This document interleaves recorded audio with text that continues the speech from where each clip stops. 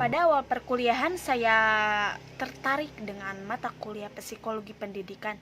Apakah pada mata kuliah tersebut kita mempelajari psikologi pada umumnya? Namun ternyata berbeda ya. Setelah dipelajari dengan apa yang sesuai dengan jurusan yang saya ambil, yaitu pendidikan guru sekolah dasar, ternyata mata kuliah ini membahas tentang mengenai bagaimana kita cara memahami anak dengan benar, ataupun bagaimana kita memahami karakteristik anak dalam belajar ya tentunya. Didampingi juga dengan dosen yang sangat luar biasa hebatnya, yaitu Pak Geri. Dengan mudah beliau menyalurkan ilmunya kepada mahasiswa untuk berbagi ilmu dengan hanya sebuah beberapa contoh atau sebuah tindakan ataupun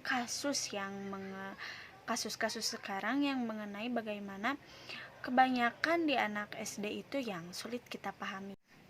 Kemudian ada beberapa poin-poin yang saya dapatkan dari pelajaran ini, yaitu yang pertama ada learn how to think. Jadi belajar bagaimana kita berpikir.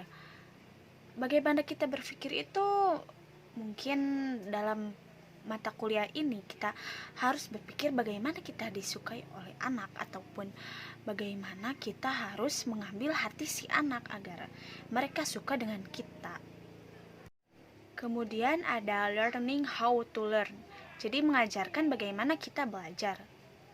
Bagaimana kita belajar itu dari kesalahan-kesalahan apa yang kita perbuat kepada anak kita, itu bisa mengambil pelajaran yang semisal dari anak tersebut kita mendapatkan kasus, kemudian kita harus mempelajarinya tersebut, bagaimana kasus ini dapat diselesaikan dan bagaimana si anak tidak terkena temperamental ya, seperti itu mungkin.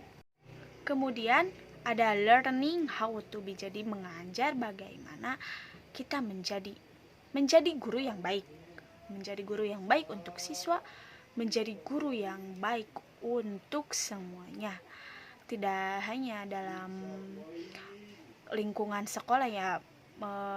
Pelajaran ini mungkin mencakup untuk semuanya. Jadi bagaimana kita untuk tidak membenci orang, bagaimana kita tidak membenci anak, bagaimana kita harus memahami karakteristik anak.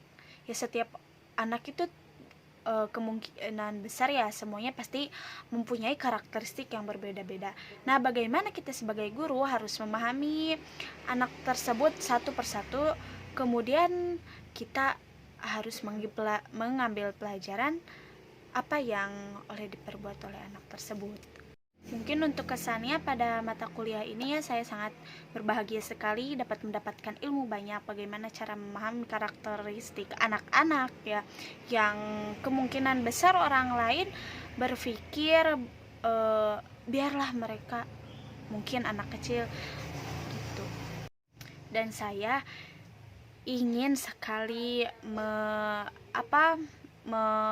membaca buku ataupun referensi-referensi lain, ataupun mungkin dari Bapak untuk menyalurkan ilmunya mengenai karakteristik anak tersebut ya.